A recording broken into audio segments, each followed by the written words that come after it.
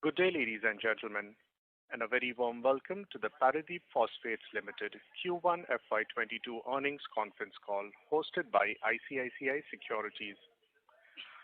As a reminder, all participant lines will be in the listen-only mode, and there will be an opportunity for you to ask questions after the presentation concludes. Should you need assistance during the conference call, please signal an operator by pressing star then 0 on your touchtone phone. Please note that this conference is being recorded. I now hand the conference over to Mr. Anirudh Joshi from ICICI Securities. Thank you, and over to you, Anirudh. Yeah, thanks, Ali. On behalf of ICICI Securities, we welcome you all to Q1 FY23 results conference call of Pradeep Phosphates Limited. We have with us senior management represented by Mr. Suresh Krishnan, Managing Director, Mr. Sabalin Nandi, President, COO, and Mr. Alok Saxena, General Manager and Head Corporate Finance. Now I hand over the call to the management for the initial comments. Then we will open the floor for question and answer session. Thanks, and over to you, sir. Thank you, Anirudh, and good afternoon, everyone, and a warm welcome once again. Well, as you're all aware, the agriculture sector and the global agri-input sector over the last 3 to 4 months has been quite volatile. Volatile largely due to the global geopolitical situation which emerged in the last week of February. What we have noticed during the last 3 months has clearly been that no major corrections in terms of prices in the fertilizer in agri-input space has really taken place. And in terms of supply side, we've seen some surprises in terms of availability. However, the way the sector has panned out, I think the entire fertilizer consumption is dictated by availability, and which is what we are seeing globally. I think it's also important for us to understand that the linkage of fertilizer and other agri-inputs to food security has further got underscored very seriously, and we all believe that the current situation, the way it's continuing right now, will certainly have an impact in terms of overall agriculture produce right across global markets. The short-term outlook, the way we look at it today, is that some of the major crops, which includes wheat, rice and maize globally, will see a decline in production over a period of time, largely because of not being in a position to get enough macronutrients which are required. But getting back to India, I think there are a few positives that we need to very clearly notice. The first positive is the agriculture sector in India and the farmers in general have been reasonably isolated from any major volatility or price hike as far as the fertilizer input is concerned, which has been quite a positive thing, number one. Number two, even the availability as far as the fertilizer input is concerned have been well managed by the Government of India, ensuring that the serious demand pockets are well met. And the third important thing that we need to realize here is that the monsoon, even though they were initially delayed, have really picked up well in the month of June. And the kind of coverage that we are seeing and the amount of water levels that we are seeing across various dam levels, both with respect to last year and the last 10 years average, are all very encouraging as far as our sector is concerned. And the last but not the least, I think the acreage that we are seeing for Kharif has been very similar to what we saw last year, and the agriculture produce that we are getting to see as per the latest government estimates is also quite encouraging. There has been a marginal improvement that we get to see here. And the other important point is the realization which has come into the farmer have been in general better than the MSP which has been provided by the government. So on the whole, we get to see that our consumer base continues to be well protected, is showing strong earnings, and in terms of their ability to continue their activities well and in a profitable way seems to be very evident from various parameters that we have seen. Coming to in specific to the company, I think the last quarter for us has been quite exciting. Not only that during the month of May we completed our IPO and got listed, it's also very heartening for us to report that we have completed the acquisition of the Goa asset, which happened effective 1st of June 2022.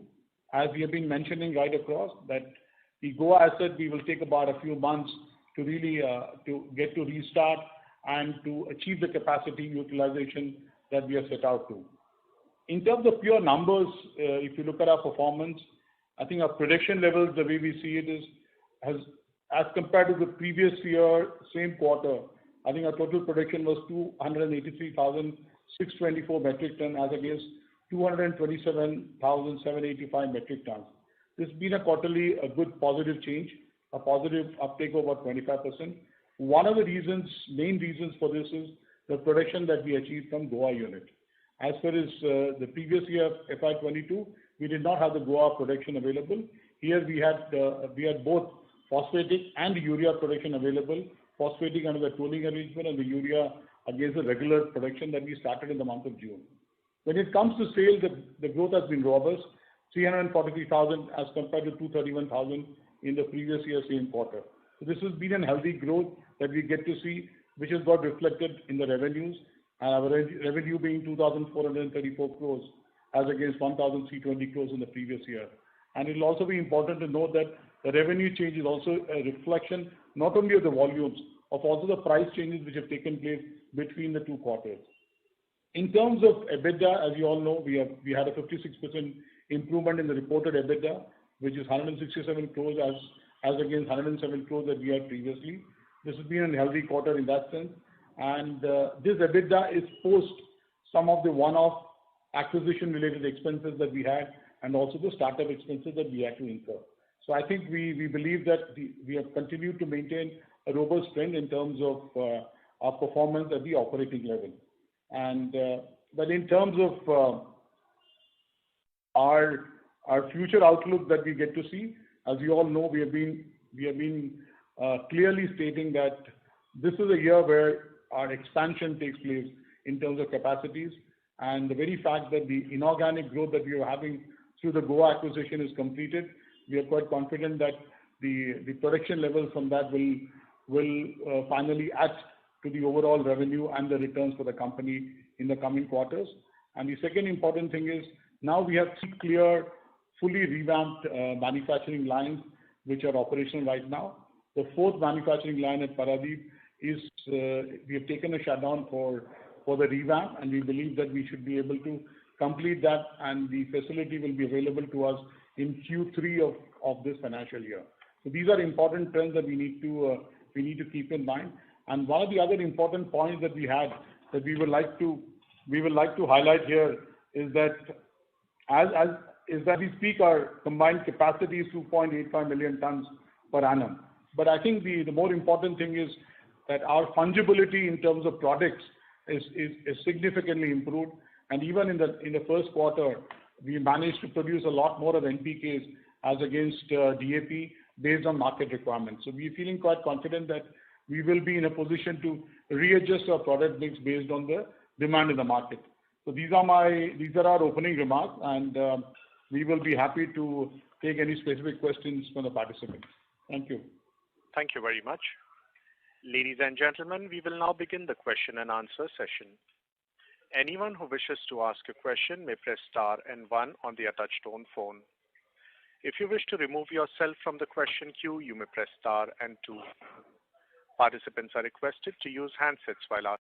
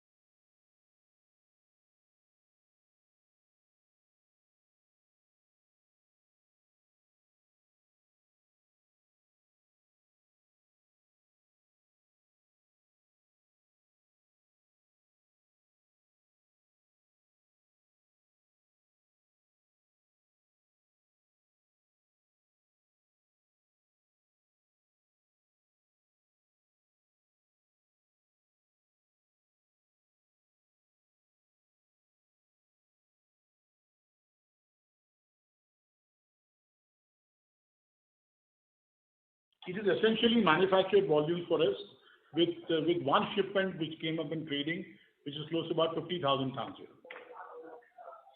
Okay. So just to clarify, the complex volume was around 325,000 in total.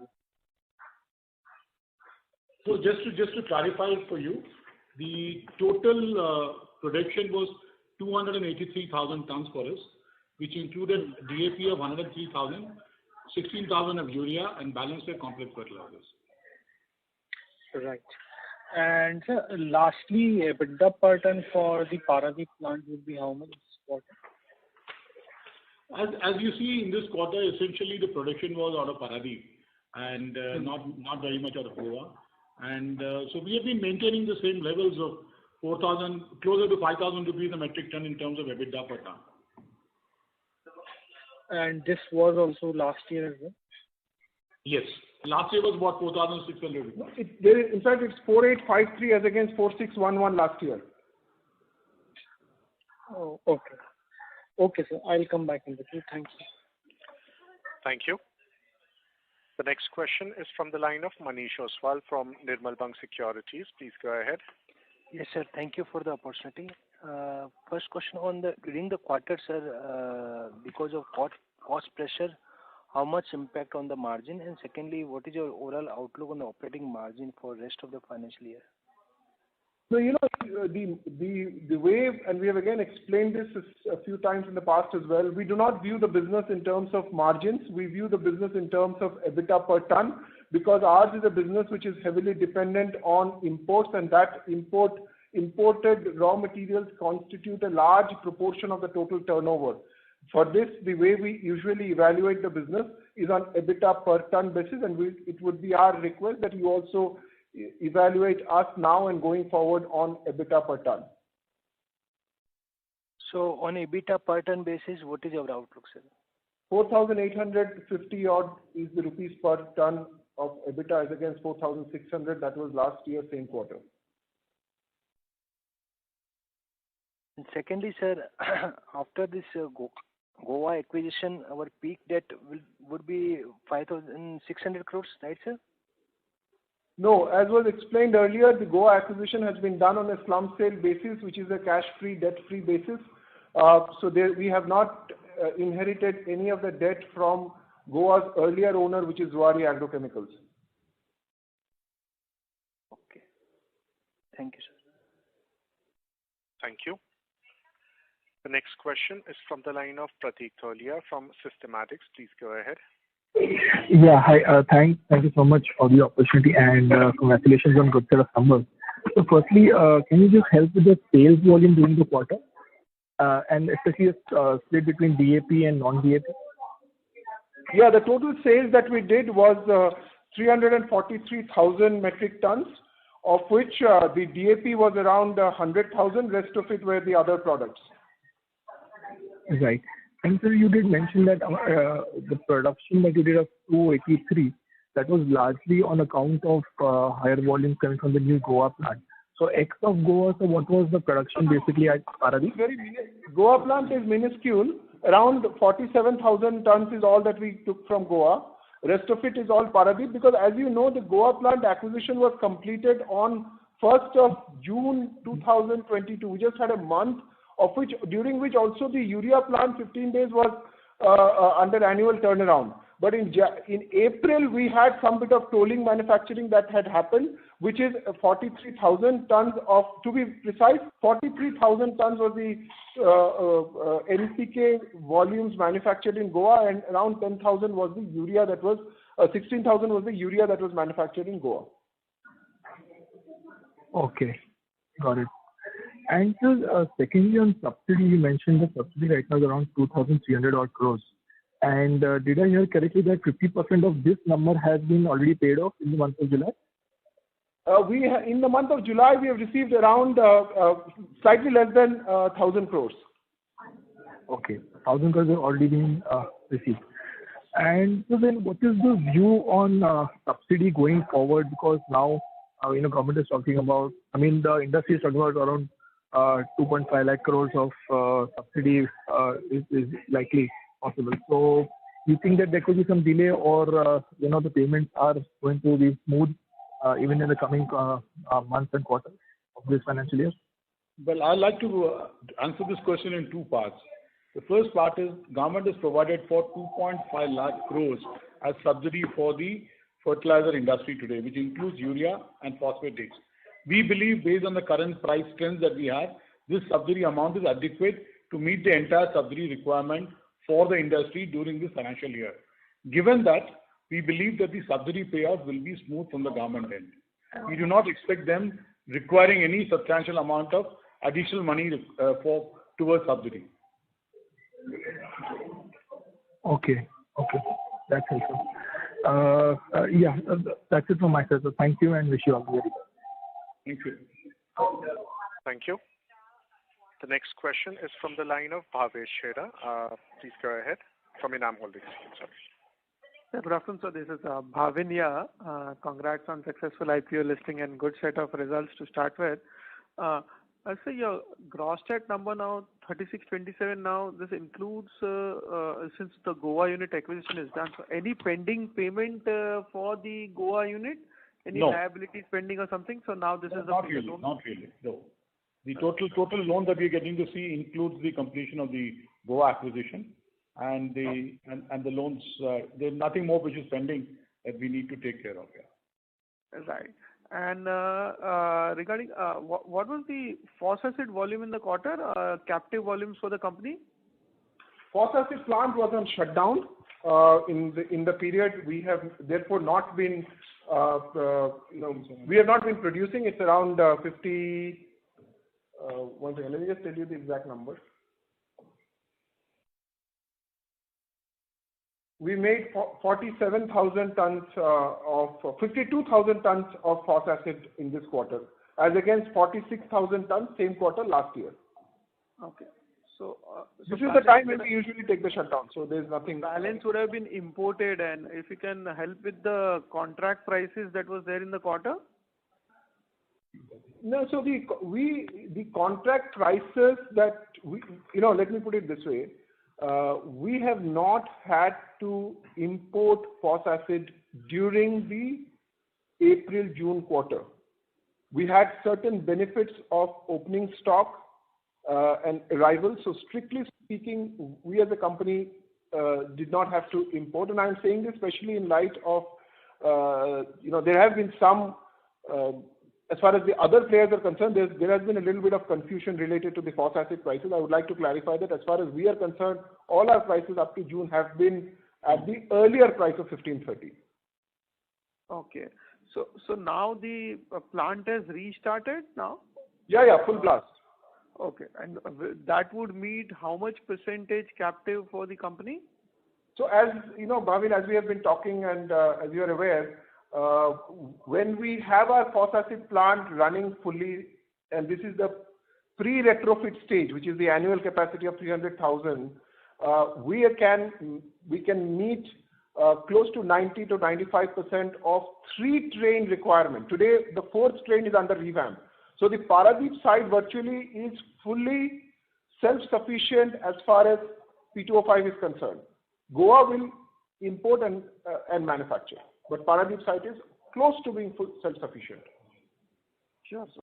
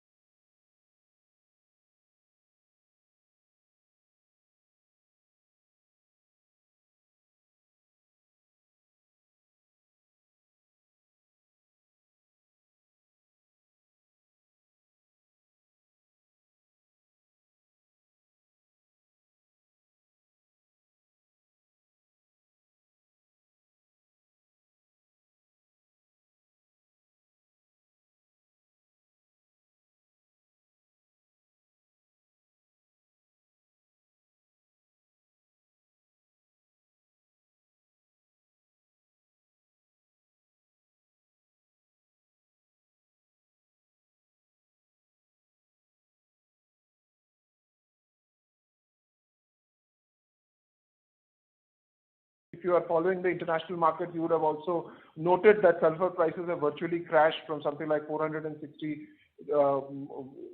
per metric ton to something like, in Qatar, FOB has become 77. So to India, it will be like 125, 130. So but ammonia prices are holding on, but as far as availability, there is no challenge on either front. Okay. Other second question is on subsidy front. So you mentioned that with the current pricing scenario in the international market, the subsidy from the government should be close to 2.5 lakh crore. Well, I think you mentioned that they have adequately provided. But I understand that in the budget, they provided close to 1.6 lakh crore only for the current year. So have there been any revision and have there any off-balance sheet provision has been made by the government? The government had initially made a budgetary provision of 1.6 lakh crores. That is, you're correct. And post the price hikes that happened in the global market, and with a view to keep the prices at the farm gate level at a more affordable levels, government had increased the subsidy allocation by over 1 lakh crores, which they have themselves confirmed. So in effect, they have about 2.5 lakh crores of subsidy available for the industry. So you mean that when there is adequate provisioning, any particular reason for the delays in subsidies disbursement from the government in this quarter, when earlier they was just almost clearing every subsidy within a month? I think let us go with the track record of Government of India. I think over the last 2 years, they not only cleared the backlog, and they have been very robust in terms of clearing the dues before the end of the financial year. And we've hardly been carrying more than 15 days of subsidy. When it comes to this quarter, I think it's important to realize that government's notification on the NBS happened in the month of April, late in the month of April, and which was announced, and the formal notification happened in the month of May. And by the time the DBT bills and others got generated, it became well into the month of June. And that is one of the reasons why we did not get any major payout. But now the process was regularized and people have been able to generate the bills, and they have started releasing the subsidy. I personally believe that this will now be a normal process. That's our expectation. Yeah, even on the subsidy, I think the worst is behind us. Going forward, it will be smooth. Okay, so right now, when our 3,800 crore around debt position, so if we adjust for that working capital and the payment will come on time, then it is going to reduce significantly going forward, right? Absolutely. If you look at it, we should be having a 758 crores of long-term loan, which is related to the capex program that we've had. That will be the main loan that you will have. And outside of the short-term loans will be highly mitigated. And we don't believe that it's going to be any major number, Right, sir. And so just last bit, and I will come back in queue. You also mentioned that for your running your Goa plant complex fertilizer, which doesn't have a backward integration of phosphates, you will be able to utilize your existing relationship with the OCP. While I understand that the phosphate pricing still will be on an arm's length basis probably, right? So will we have any additional advantage? I'm not sure at this Goa facility until and unless we have any further future plan for increasing our phosphate capacity. So can you just clarify a little bit more on that? I think you'll have to wait for the next quarter results to come to see in terms of how we are performing in Goa. But I must tell you that phosphate price is one, and given the fact that we are an exclusive OCP buyer and the fact that we are a large volume buyer, I'm sure we will have those commercial advantages. But more importantly, it is not so much about phosphoric acid price. The entire industry gets down to a particular price. What is more important is the kind of product mix that you can deliver. And I think that is where we believe that we should be in a position to really get a product mix. We should start adding far more to the EBITDA levels than a normal product mix of a DAP plus the usual generic NPKs that you will get to see. So you want to say that we will be seeing continuous improvement towards NPK? Absolutely. Okay. Thanks, sir. That's it from my side. Thank you. Thank you. The next question is from the line of Ankur Periwal from Axis Capital. Please go ahead.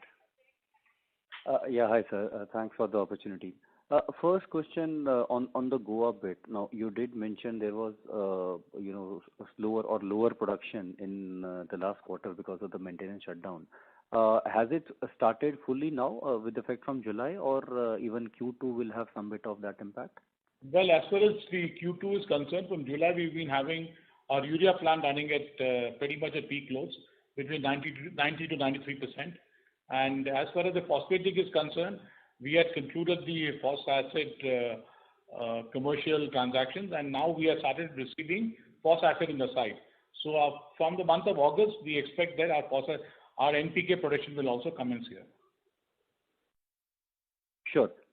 Sorry. And from a product mix perspective, this will be largely NPK and some bit of DAP within phos. At Goa, we do not have any plans to make DAP at this stage.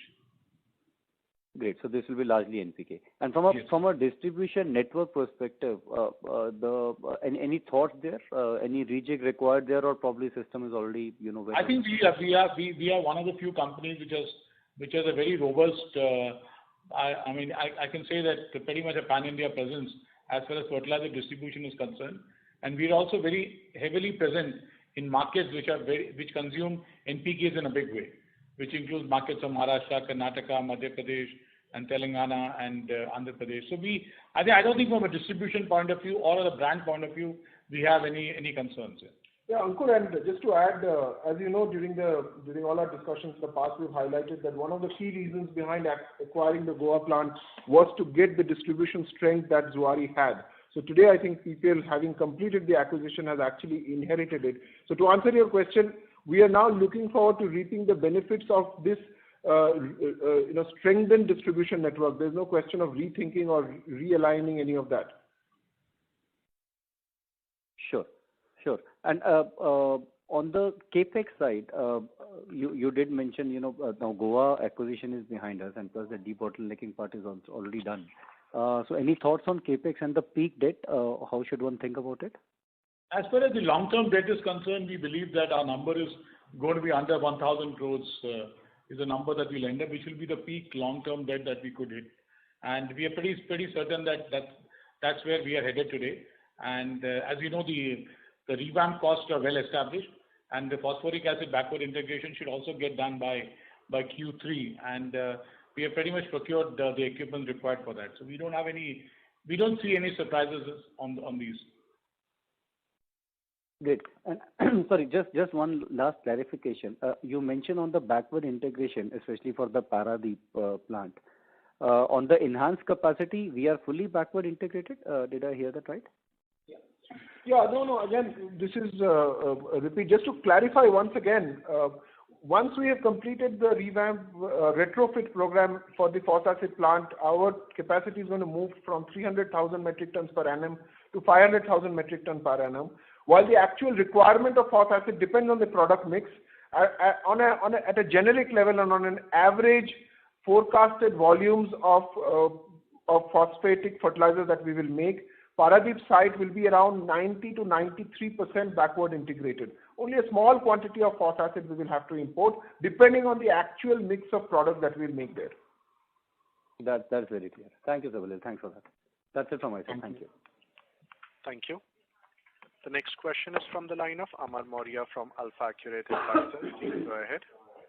So thanks a lot for the opportunity, and majority of my questions had been answered. Only one clarification, as you said that about the Goa plant, urea capacity has already started, and NPK capacity you are planning to start in August. So let's say at a broad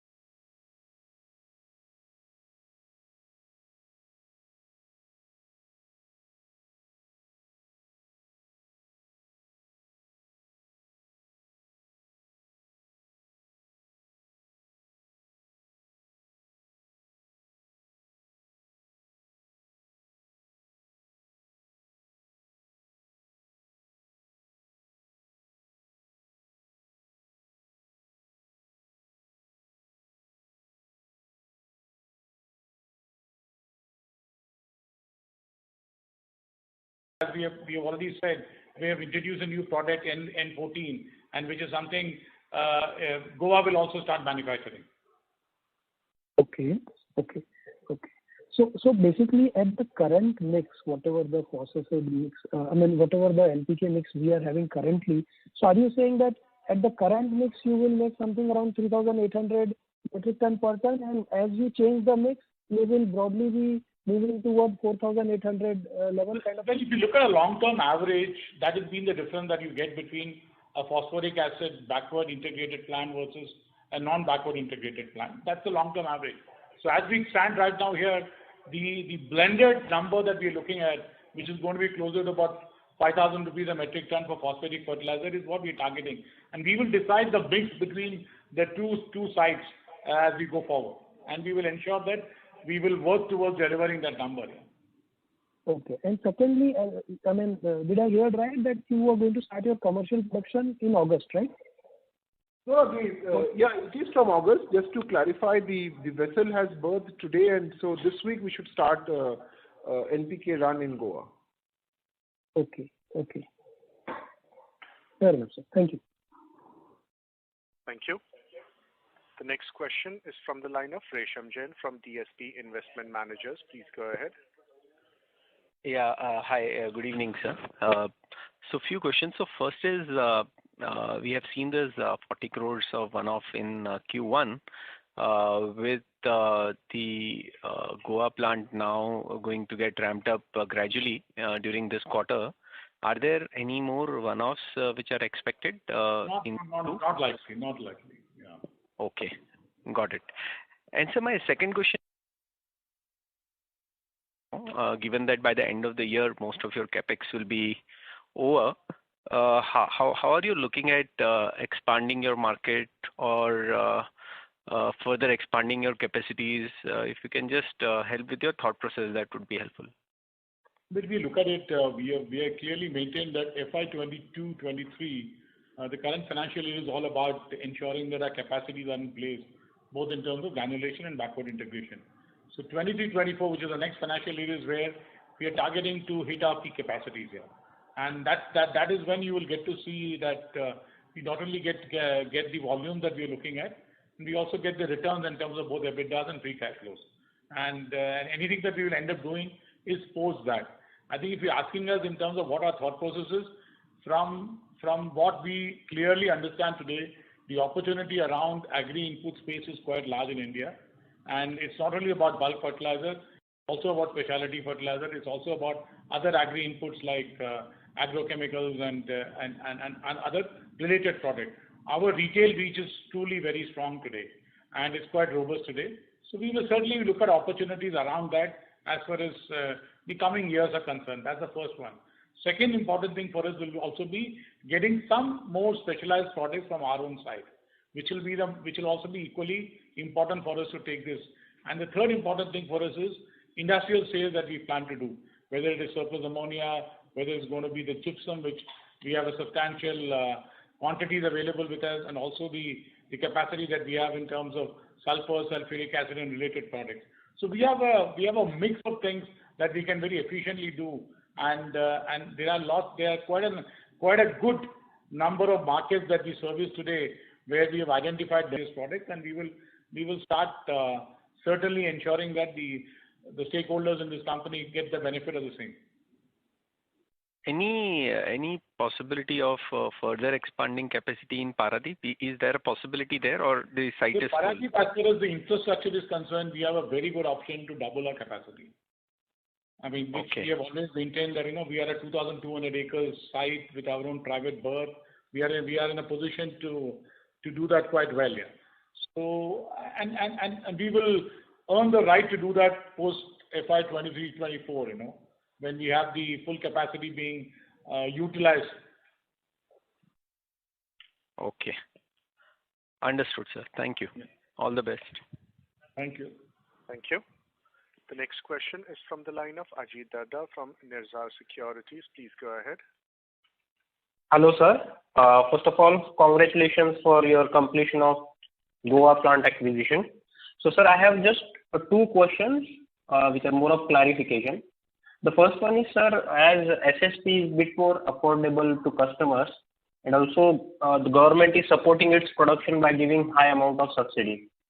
So is SSP substituting the use of complex fertilizers, and is the increased demand of SSP sustainable? What's your thought on that? Our view is very simple, that SSP cannot replace complex fertilizer, because complex fertilizers have got N, P and K in them. And SSP is a pure, simple phosphate nutrient, And but at the same time, SSP is a very important, I would say, an agri input or a fertilizer input. And it has a capability to blend itself with so many other mainstream fertilizers. So from that perspective, I think SSP has a role to play, and we are clearly seeing that SSP is playing a role in India far more in the last couple of years. Okay, and do you see the increased demand of SSP sustainable? Well, SSP is a product which is localized, because you can't really transport it to very long distances because of the freight cost. So the current structure which is there in SSP, I don't believe that one will be able to move it for a very long distance. But obviously, if there is a policy which comes in from the government which ensures SSP kind of moves around, and I'm sure you will find more pockets where consumption of SSP will come. Okay, understood. And the second one is, sir, the recently Mangalore Chemicals and Fertilizers has announced the shutdown of phosphatic fertilizer plant due to non-availability of some raw materials. So is there any kind of issues that we are facing with respect to raw material supplies or any sort of? I can just confirm to you, as far as Pradeep Phosphates is concerned, we need phosphoric acid and phosphate raw material primarily for the Goa facility, and we have already are well enough we have tied up the same, and we don't see that as a challenge for us in the coming quarters or coming years. Okay, sir. Thank you so much, and all the best. Just to add, not only this, we believe the ability to have raw materials without any interruption in our production is an area of competence that we would like to demonstrate going forward as well. Understood. Thank you. Thank you. The next question is from the line of Rakesh Vyas from HDFC Asset Management. Please go ahead. Yeah, hi, good afternoon. A few questions from my side. First of all, on the production trend itself, if I annualize the current numbers that we did, we are closer to 1 million ton in Paradeep, despite us having a higher revamped capacity available in the quarter. So any color that you can throw on this as to whether we have suboptimally utilized the capacity or were there larger shutdowns than what was expected? Not really. I think what we have done in the first quarter has been to ensure that we had shutdowns taken for our phosphoric acid plant and to some extent also some of the units of sulfuric acid plant. So the plant production is pretty much in line with what we had planned. So there was nothing like an underutilization. If you get to see, we have actually done better production than what we did last year in the same quarter. So that is the first point that I like to state here. And the second thing I like to state here is that we also ensured that the product mix is such that we are able to get a good EBITDA margin for ourselves. I think what is important for us is not only the volumes that we do, also to ensure that we have the return that is required, and that is something that we've ensured with the product mix that we did. We did less of DAP, which could have ramped up the capacity a little bit more, and we did more of other phosphate, and we also experimented with some new product manufacturing, which has come out quite successful. Got it. That clarifies. Second is just a clarification. This 49 crore one-off, is it part of the other expenses? Yes. Okay, so we should normalize that going forward. And last question is around subsidy. So of course, subsidy payments are due, but are there large due from the markets as well? Because we would have just placed the markets. We are on a cash and carry mode. Okay. Typically, it's about 7 to 10 days is what the market outstandings are going to be. So if I understood it right, if at all, as and when we are expanding the production both from Goa and Paradeep going forward into second half, the incremental working capital requirement, if at all, will be to fund the subsidy receivables if there are delays. Absolutely, yes. Got it, sir. Got it. Great. Thank you so much, and best of luck, sir. Congrats once again. Yeah. Thank you. Thank you. The next question is from the line of Falguni Datta from Jet Age Securities. Please go ahead. Yeah, good afternoon, sir. I just have one question on the Goa acquisition. So out of this 1700 crore, which will be the final acquisition cost, how much would have been internal funded through internal accruals and how much debt funded? So the total debt funding for this acquisition has been 450 crores. 250 crores. 450 crores. 450 crores.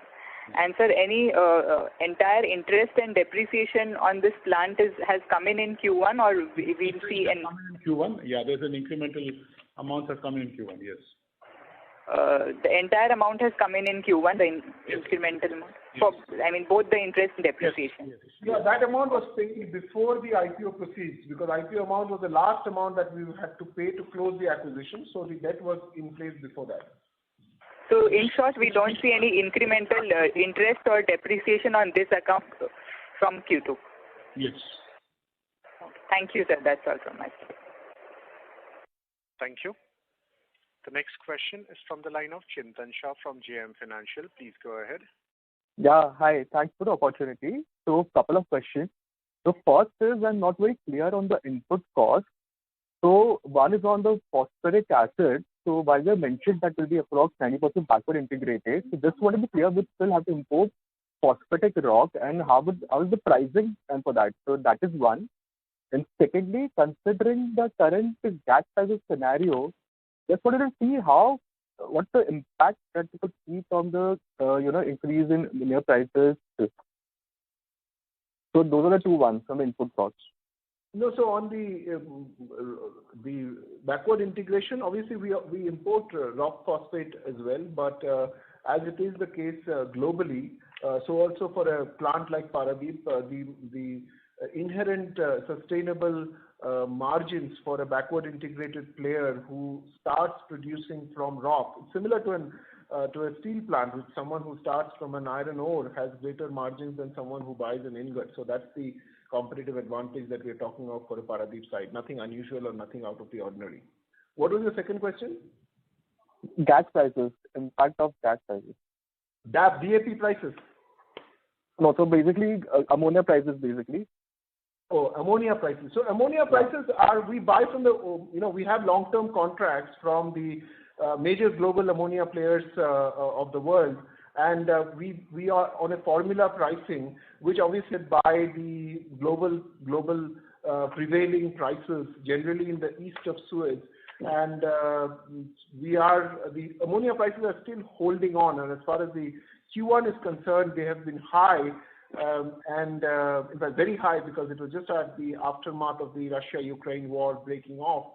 But we as we have been maintaining, we believe that the worst is behind us, and the first trend of softening is already visible in the form of much easier and much smoother availability situation. Not only for us, we always had enough ammonia, we never had a shortage, but other players, smaller players are also today getting ammonia very easily.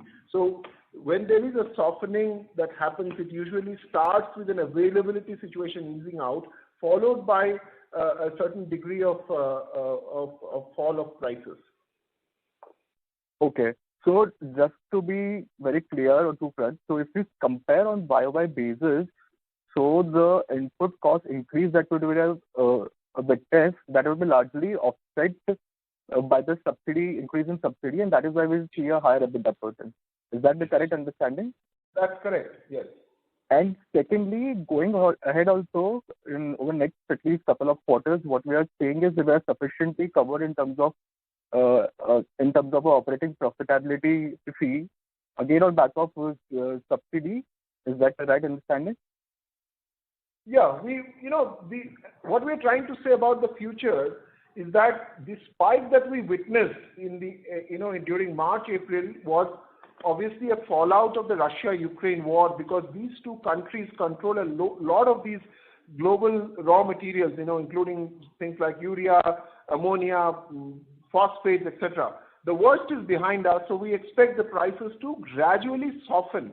It has started, the trend of softening has started with sulfur. It will follow with other products as well. So in a softening scenario, again, this is a phenomena of the industry globally, and India is no exception. Generally, margins for all players remain protected. The question of margin becomes more relevant in a scenario when raw material prices are going up. For the last 2 years, we have seen scenario where the prices have gradually gone up. We think that we are now over the hill. The prices from here on are only going to go down. Got it. Understood. But just to be sure, so we keep inventories of around 3 to 5 months. So what I believe is for... No, we don't keep inventories for that long. We keep, today India is going through a shortage scenario. And whatever we are making is, we are on hand to mouth, as Mr. Krishnan mentioned earlier today. We are not able to feed the market properly. Indian inventory, and we have said it in other forums as well, the country's total fertilizer stock is down by close to 10 million metric tons compared to the like-to-like scenario last year, same time. So we are actually having a problem of not able to feed the markets adequately. So inventory is virtually hand to mouth. No, I'm not talking about the fertilizer inventory. What I'm talking about is the inventory for phosphoric acid and ammonia, basically. No, that's also 1 month. Okay. Yeah, okay.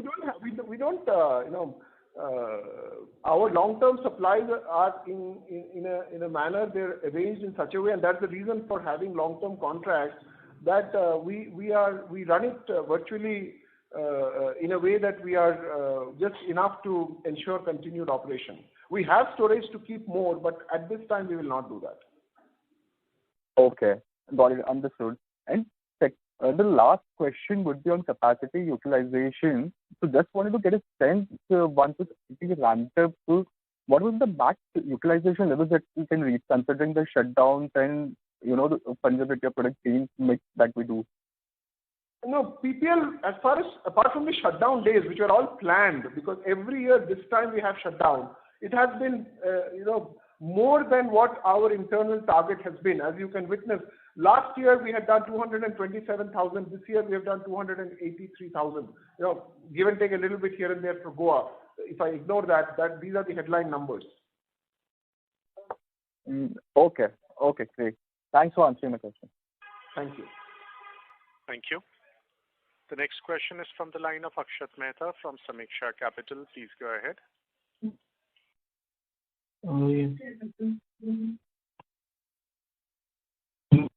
Akshat, your line is unmuted. Please go ahead with your questions.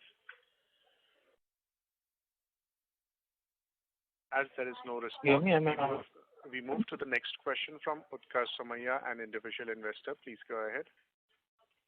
Thank you for the opportunity. I had a question on your debt. So from the entire debt you have of 3,700 crores, 750 crores... Utkarsh, we are unable to hear you. Am I audible now? Am I audible? Yes. Yeah, of your total debt, I just wanted to confirm 750 crores is long-term debt, right? Yes, 758 to be precise. And once you receive the subsidy from the government, do we expect all the short-term debt to come down to zero? Normally what we have seen is, government outstanding is roughly about 15 days to a month is what the outstanding will be there.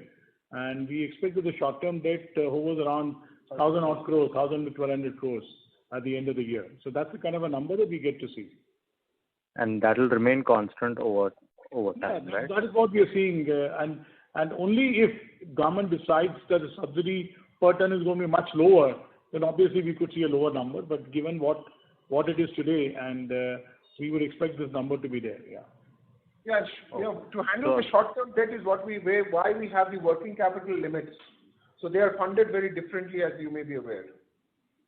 Okay, so as a company, long-term plus short-term, we should at all times have approximately 2,000 crores of debt. Is that a fair understanding? Just to get an understanding, no gun. For the medium term, in a couple of years from now, given that our capex program is already completed, the overall debt position should keep coming down. And I think so that is, and so you will see that in 24-25 financial year, we will have a debt level which is significantly different and lower than what it is today. That is our expectation based on the kind of capacity utilization that we are targeting. Okay. And after the next capacity expansion that we'll have in the second half, our capacity will increase from 2.585 million tons to how much? Now it's going to be 3 million tons as far as fertilizer is concerned. But the key increase that will happen the next 6 months is the increase in our backward integration capability. The phosphoric acid plant, which is currently 300,000 tons, will be moving up to 500,000 tons by end of December. Okay, and the 5,000 per ton EBITDA per ton guidance is in considering the backward integration? That is where the EBITDA per ton kicker comes in quite seriously, yeah. So that will exceed 5,000. Yes, I mean it depends on prices at that point of time. So we believe that the trend that we have seen in the industry on a long-term basis has been in this range. Yeah. Okay, and after by FY24 we expect to hit peak utilization, right? Yes, absolutely, yeah. And what peak revenues do we expect at peak utilization? But as far as revenues are concerned, it's the way the global prices are. You know, it's quite at 3 million tons, you could be at 15,000 crores, or you could be even at or 18,000 crores. You know, that's the kind of numbers you get to see. Yeah. No, the answer to your revenue question is similar to why we don't look at EBITDA margin, because it's a function of the raw material prices. So the revenue is of little consequence to us. For us, it's all about the tons that we make and the EBITDA per ton that we earn. Neither do we look at revenue, nor do we look at margins of EBITDA. Both are equally irrelevant, and our request would be to also view us in the same light as we view ourselves. Fair, that's under. Just one more question on to understand the business. I know it may be a simple question, but can you please explain to me what raw materials do you require for your manufacturing, the composition of the raw materials? Yeah, we need 4 key raw materials, or basic raw materials. It is the phosphate, it is N, P, K and S. N is nitrogen, P is phosphorus, K is potash and S is sulfur. Now, these are the 4 raw materials that we need. The source of N is generally, there are 2 kinds of sources of N. One is ammonia, which is called ammoniacal nitrogen, and the other is urea, which is ureacal nitrogen. The Pradeep plant runs fully on ammoniacal nitrogen, whereas the Goa plant has dual feed mechanism. It can take urea nitrogen, it can also take ammoniacal nitrogen. That's about N. When it comes to P, there are 2 sources of P. One is the rock phosphate, which is like one step backward, or phosphoric acid, P2O5. That's this thing. Phosphoric acid is H3PO4 from a chemical formula point of view. MOP is K, which is a mined product actually. So that's what we readily take. And sulfur is S. We either use directly sulfur as the raw material, or we buy sulfuric acid. Typically 98% concentration of sulfuric acid. Understood. And we are 90% backward integrated in all these 4 raw materials? No. So when we say, so this is phosphatic business. So why we call it phosphatic is because the lever around P in raw material is the first amongst equals. Because in a way, it's scarcity, the prices, etc., etc. So when we say that the Paradeep site is 93% backward integrated, it's around the P raw material. The Goa plant on ammonia is actually 50% backward integrated. Paradeep site is not backward integrated as far as ammonia is concerned, and none of our sites are backward integrated as far as the other 2 raw materials, which is K, which is potash, and S, which is sulfur, is concerned. That is true for the entire. That is true for the entire industry. No, when we say phosphatic industry backward integration, this is it. So when you talk of an iron steel, they talk of iron as the backward integration element, not about the other materials or even fuel like coal, etc. So it's about the main raw material that we are talking of. Understood. Okay. Thank you so much, sir. That was very helpful. Thank you. Thank you. That was the last question in queue. I now hand the conference over to the management for their closing comments. Yeah, so I think just to close in, thank you all very much for showing interest and asking us the questions which we find very relevant. We are in the company quite excited with the fact that we've been able to complete 2 very important projects in our corporate history, which is about the acquisition of the Goa plant and completion of the IPO. As you know, the 1,500 crore IPO have marked also the exit of Government of India from the company. So we are now a fully private sector listed company with the strong parentage of Zuari and OCP Group, which is the world leader in phosphates. We find a lot of prospect for the phosphatic industry going forward, the way it is shaping up globally and in India. And we believe we have exciting times going forward coming to us. Thank you. Thank you very much. Ladies and gentlemen, on behalf of ICICI Securities, that concludes this conference call for today. Thank you for joining us and disconnect.